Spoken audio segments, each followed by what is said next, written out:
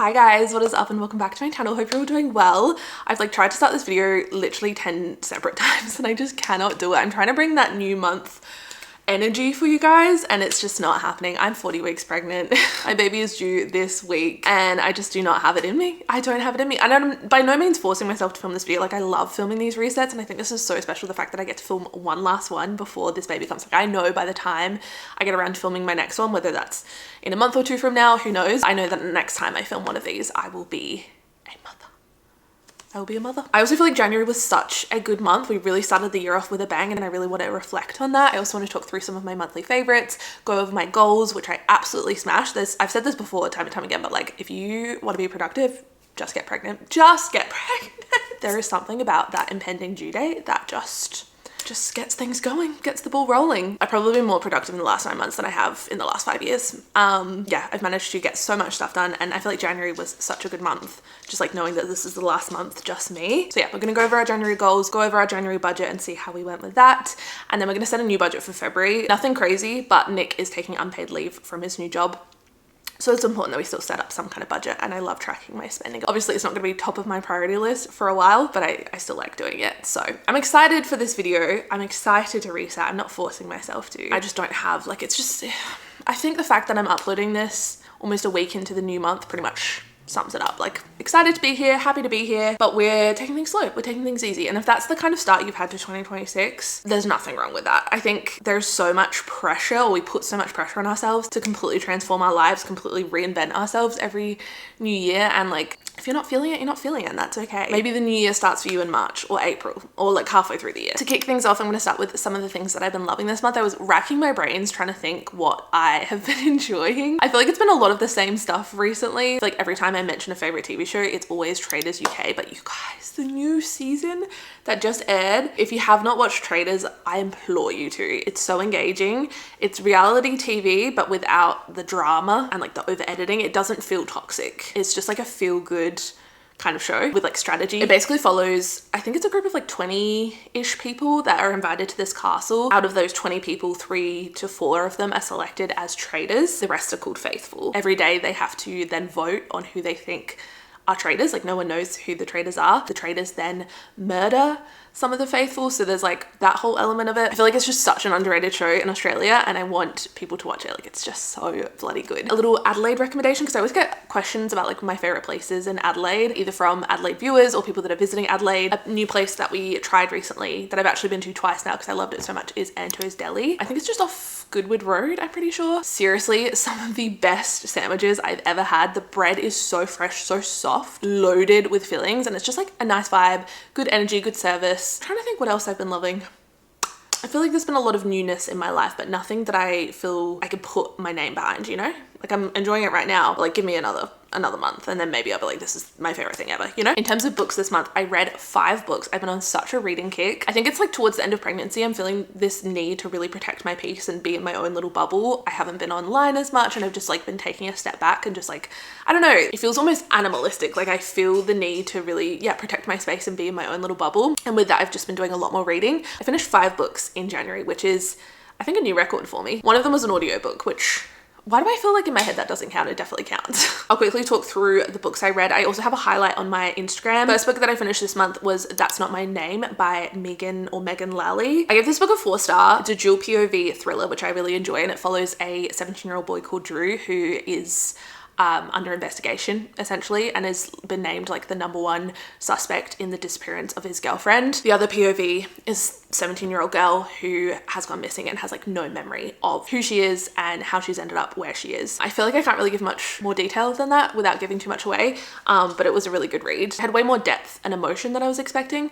And yeah, it was just like a good classic thriller. The next book I read was The House Across the Lake by Riley Sager, another thriller. I think I talked about this in a vlog. Like this one had me hooked for the first 3 quarters and then it completely fell flat for me. They randomly introduced this like paranormal-ish aspect that completely threw me off. It felt so left field. It like didn't make sense. I was waiting for her to wake up from like a dream. It was weird. It was bizarre. It was just unfortunate. I really enjoyed the writing style. A lot of you guys recommended that I try some of his other books. Next book I read was Best Offer Wins by Marissa Cashino.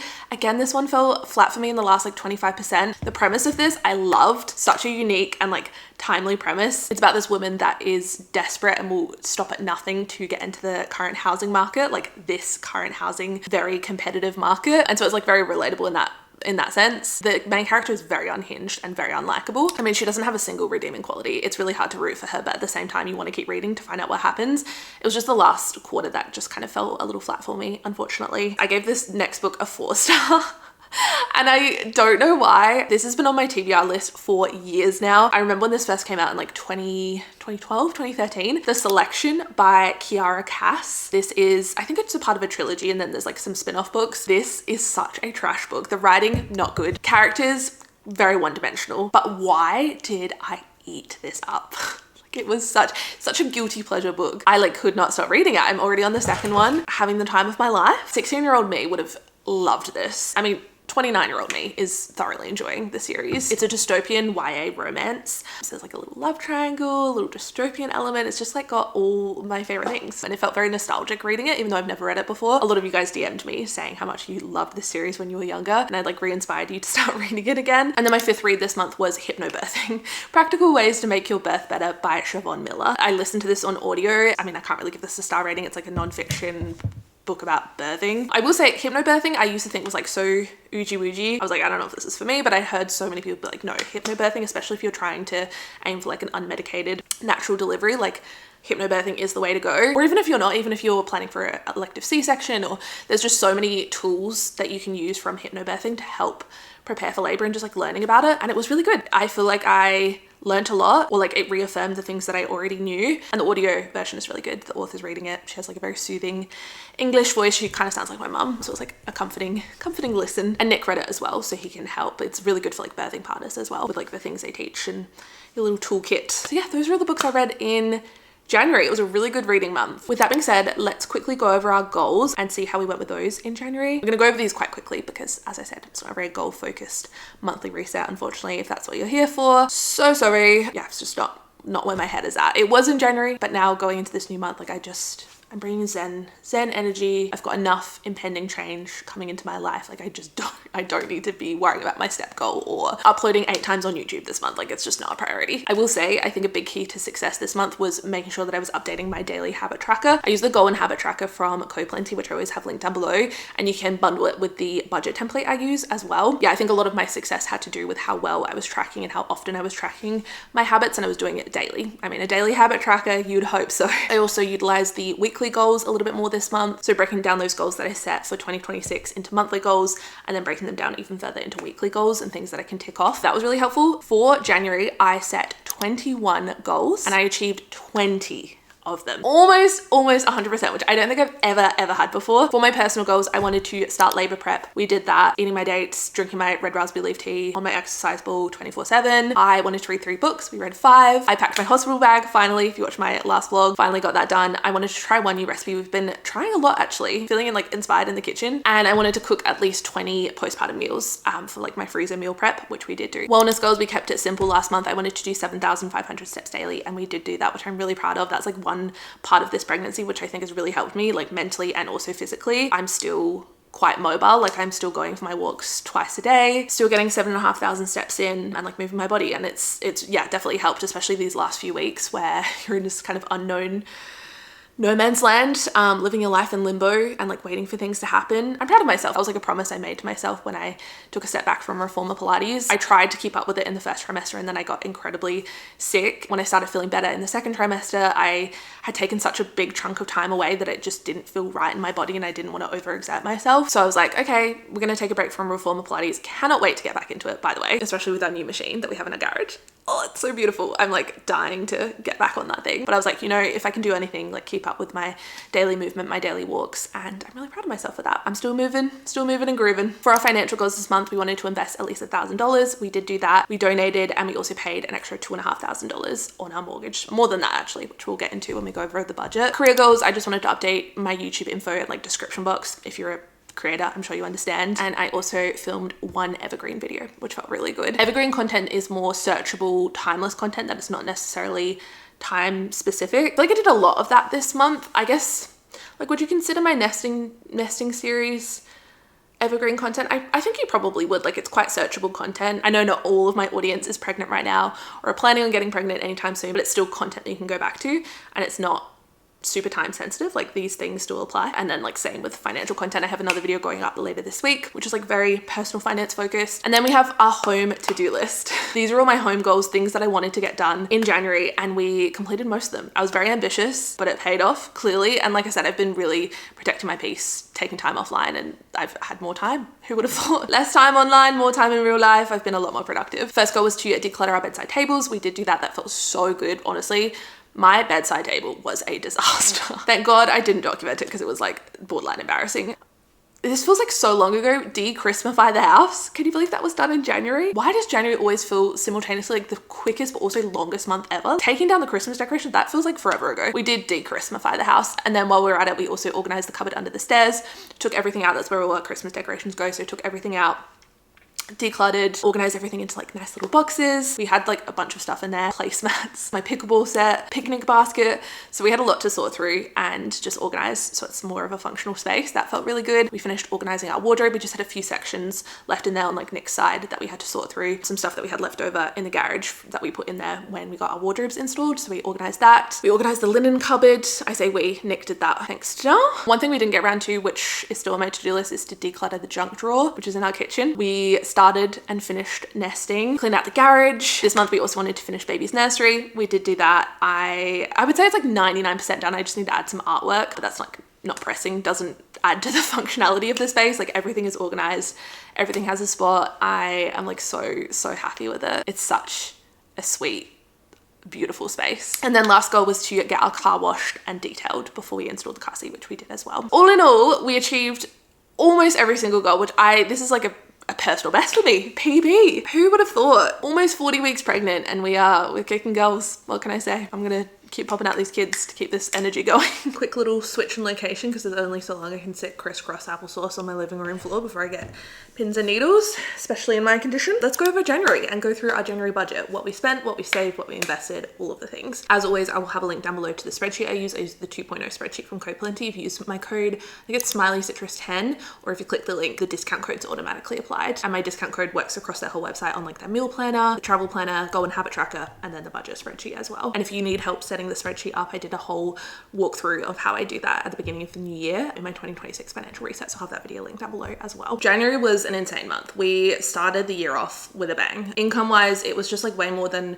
either of us were expecting. Nick got paid out at his last job. He finished up, he's starting his new job, or he has started, should I say. So he got paid out his annual leave. We budgeted 7,500. He actually got paid 12,138, which is so nice, like such a nice bonus. And I always like to lowball it and under budget, so then any extra income is like a nice surprise. And I did the same with my business income, which is what I make from social media. I made $18,255 after taxes and deductions. Some of that I put back in for like extra super contributions, which we'll get into. And I don't want to like skim over this because I find myself doing that sometimes when it comes to these monthly resets. I'm like, oh yeah, this is how much I made, and like not making a big deal out of it. It is a big deal. Like, it's never lost on me that that is an insane amount of money. When I look back 2 years ago and I was making like $1,500 a fortnight, like that is an insane amount of money. This is not normal for me, at least. Maybe it is for some people. I feel so lucky. Like, that is such a blessing. I don't know, like it's such a, and this is something I go back and forth on, and maybe I'll change my mind in the future. There's like such a fine line between being transparent and showing the real raw numbers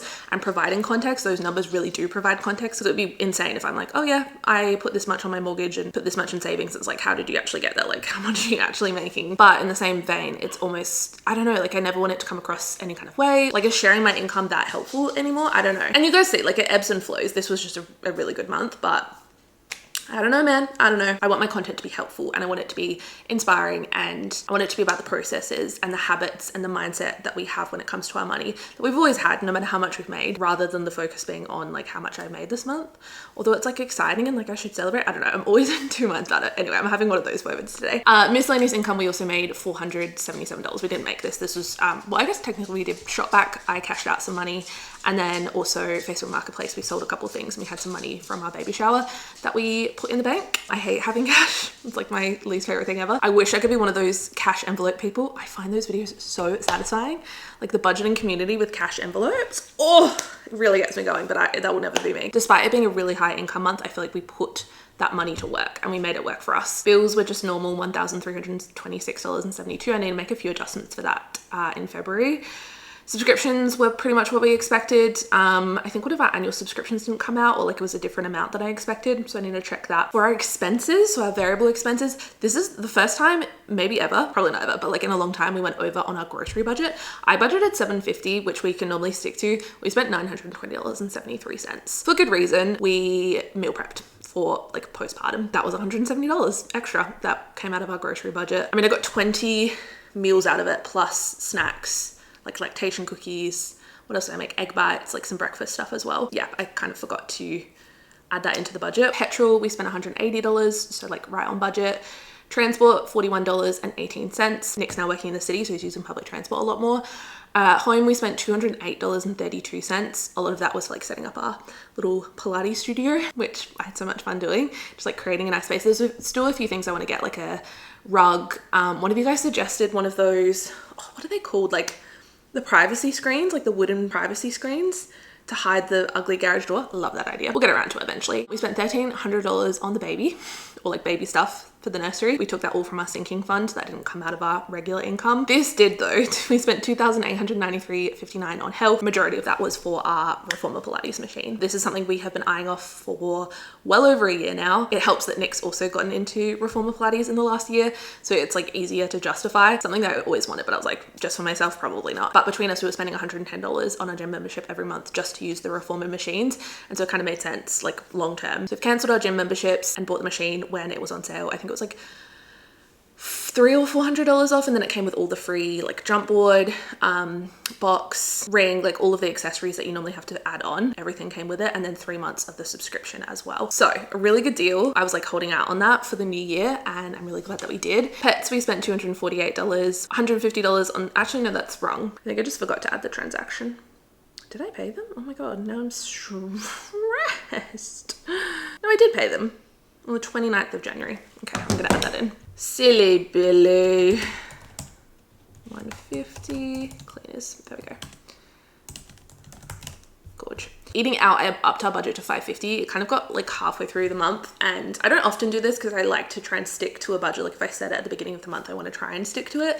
But I just became increasingly aware of like how much we were eating out and like how much I didn't care about that, and like we had extra room in our budget. This is not me enabling us, but it was almost like it suddenly dawned on me, we are about to have a baby. Our lives are going to be forever changed in like the best way, but there are also a lot of things that we will not be able to do in the same capacity, or things will just look very different. Eating out and like going out are one of those things. Social, again, just saying yes to everything. We went way over budget, $693.43. We did also pay for a bucks and a hens as well, or 2 bucks and hens I think this month, so also have to factor that in. We spent $417.90 on treating others. That's like treating our friends, family, and donations. I made an extra donation, so like, sue me. This is probably the most we've spent on coffee in a very, very long time, and I'm okay with that. I am. We didn't spend anything on travel. We spent $494.75 on shopping. That was mostly some like business shirts that Nick needed for work. He got some new sneakers, and I got a couple of sets for postpartum from the Lullaby Club. I'm trying not to feel too guilty for spending money on clothes.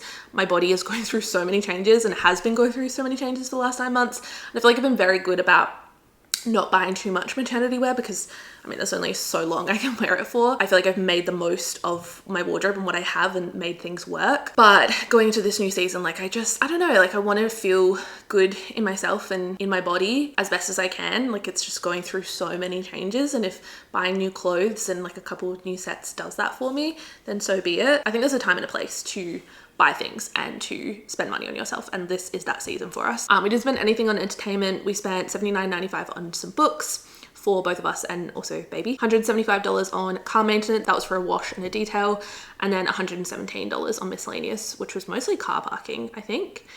Let's see. Oh, tip run, $40 for the tip run. 2 tip runs.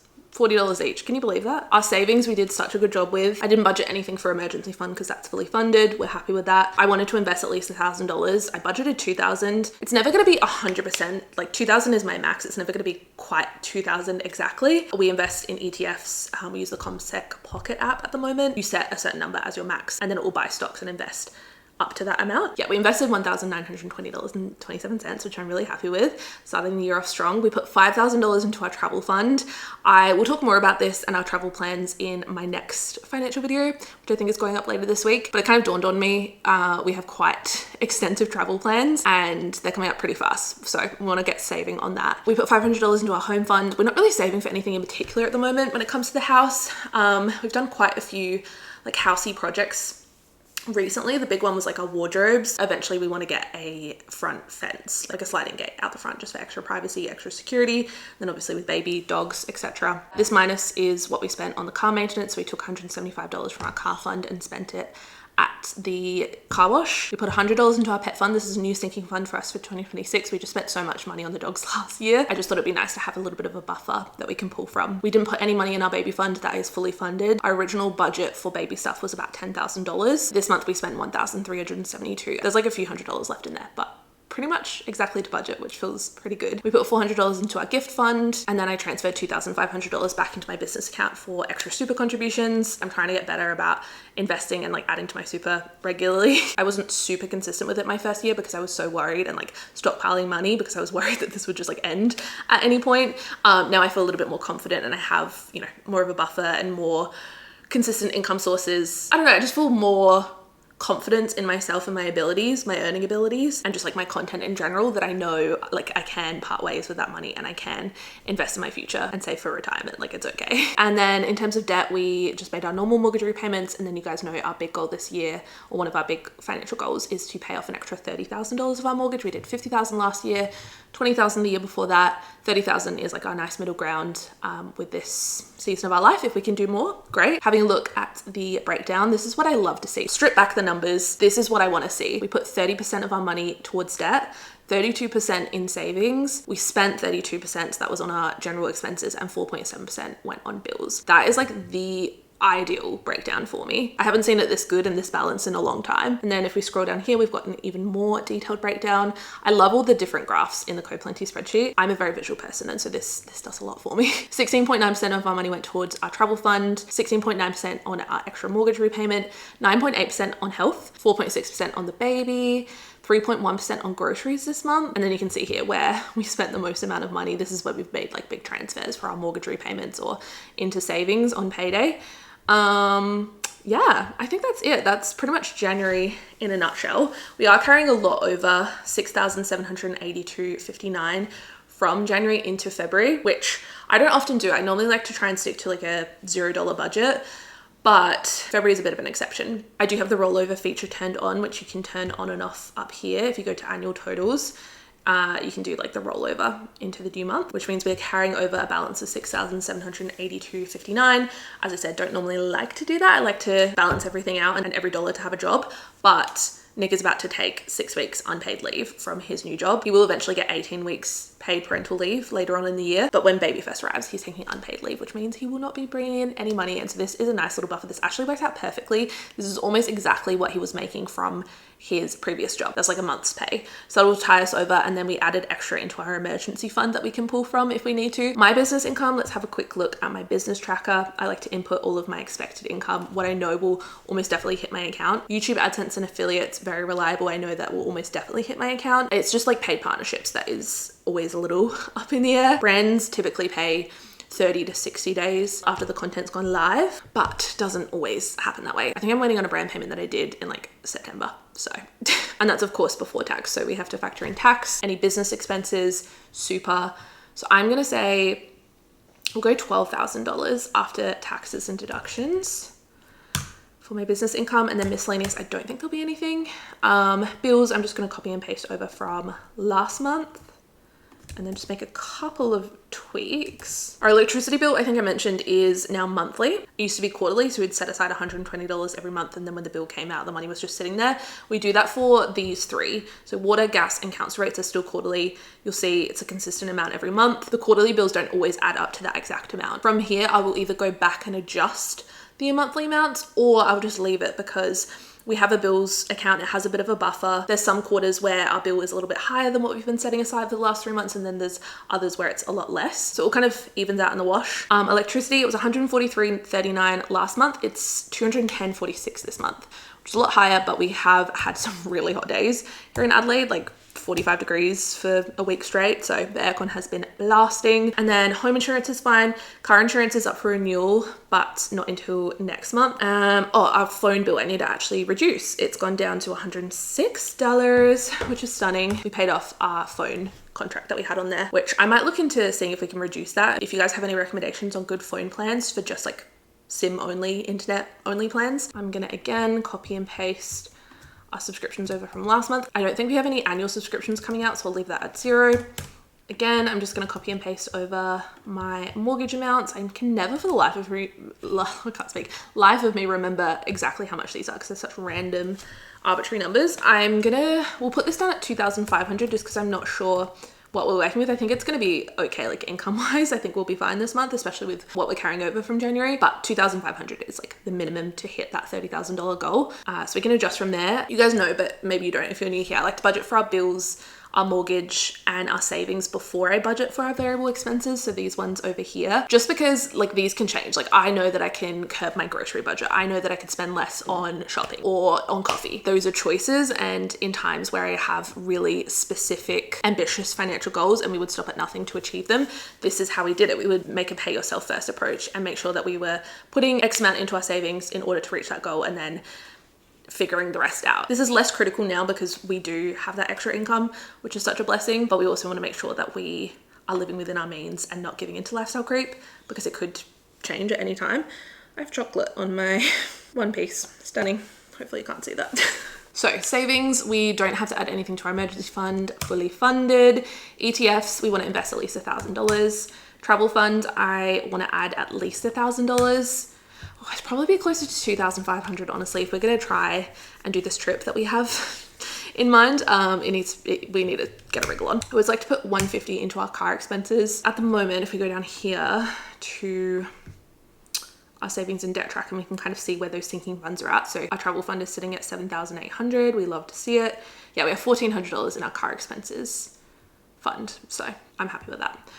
We're going to put $100 into our pet sinking fund, nothing into the baby fund. I'm sure we will spend money on the baby almost without a doubt. I've heard a lot of first-time parents make really random like midnight purchases when they're in the depths of it. That'll just come from this line item, Baby McGrath over here as an expense. 400 into our gift fund. This is for Christmas and birthdays, I think I mentioned. I'm going to put $100 into our rainy day fund. $1,500 we'll budget for extra super contributions. Groceries, I'm going to, this is a tricky one. I know we're going to be working our way through that postpartum stash, but I wonder if we're going to spend a little bit more because we'll be at home more. But will we be at home? I don't know. I think we'll just stick with what we normally do. We'll go $750. I'm going to budget $150 for petrol just because Nick won't be working. Same with transport. We can up that when he goes back to work at the end of March. I don't think we need much for the house, but who knows? Something always pops up. We'll say 100. How much are we going to spend on the baby? I don't know. Like, this is something I'm going to have to start factoring in. Nappies, wipes. If breastfeeding doesn't work out, formula. Like, oh my gosh. This is a whole new world. I can't believe I'm budgeting for my baby that's coming this month. That is insane. That's unreal. And I have no idea. Should we say 500? That just feels like, that's a number I've just pulled out of my ass. Pets, we do need new dog food and we also need to get them groomed. So we're gonna say 350. Cleaners, 300. Eating out, I'm gonna put this budget at 600. Just because we are first time parents, we're gonna be looking for excuses to get out of the house and I can see us spending more than we normally would on eating out. Social, I mean, you'd think that February is not a super social month when you're about to give birth. 250? I have no idea, guys. I'm really going into this month blind, but it's good to set a parameter. And the same goes if you've never budgeted before. I often recommend, if you've never touched a budget spreadsheet in your life, to not even set a budget for the first like month or two, and just to track your expenses, and then you can set a realistic budget from there. For the first few months, you're basically pulling numbers out of your ass until you figure out what your spending looks like, and then you can make adjustments from there, and that's how you curb certain spending and make improvements. Gifts, we have a wedding this month, so we'll budget 500, treating others 250. Coffee, I'm gonna make the budget quite generous again because of baby. We'll go 150. That I feel like is an important category. Shopping, we'll go 400, 200 between us, 50 on entertainment. We'll go 50 on books. I am really in my reading era, as you guys know. But actually, let's make that 75. We spent 75 last month. That's more realistic. 50 on hobbies. Date night, are we gonna be going on a date night? We'll leave that at 0. Let's not set expectations. Alcohol, I mean, I'm a free woman after this month, aren't I? Within reason. Gosh, this has been a low spend category for us for a while. Should we go 50? Like a bottle of rosé? Not the whole bottle, obviously, but like a glass of rosé. Stop. I actually haven't really missed alcohol as much as I thought I would. I mean, socially, it would be nice to like share a glass of wine with my friends, cheeky glass of rosé on a Sunday night when I go over for family dinner, but like, other than that, I haven't really missed it. I think when you know you can't have something, like your mind doesn't even turn to it. Nothing on car, and we'll go 50 for miscellaneous. Gorgy pudding and pie. That leaves us with $3,445.37 left over. And then from here, I can add extra into our savings and to our debt payoff. So we'll make this 5,000 because I would really like to get ahead on that mortgage payoff goal. The way it works with my business income, as I said, like I get paid out from brands 30 to 90 days after the content goes live, and with like affiliates and YouTube AdSense, I get paid out the month after. So February is looking fine. March is probably also going to be fine. I think I'll see the effects of like taking a step back and slowing down in like April, May, June time, and those are typically slower months for me anyway. So I want to get ahead on that goal. That leaves us with $945.37 left over. Before, I used to be really pedantic and make sure every single dollar had to be budgeted. I've kind of taken a step back from that, just because my income is variable. I could make more, I could make less, hopefully making more, and so the leftover amount doesn't really, like, it's not super important because I'm gonna have a surplus of money, like extra money that I'm gonna do extra things with, hopefully save and invest.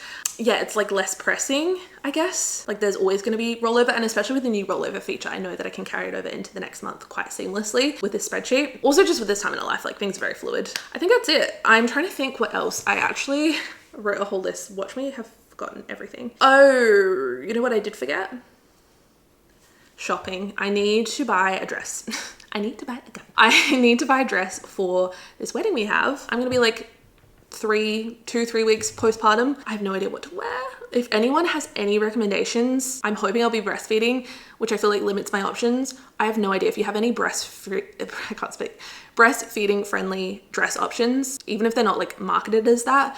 Like, what am I looking for? Like something with a zip, an easy zip? I have no idea. Like, is there a certain style? Please help me. I have no idea. I tried Googling breastfeeding friendly wedding guest dresses and it came up with like 3 options.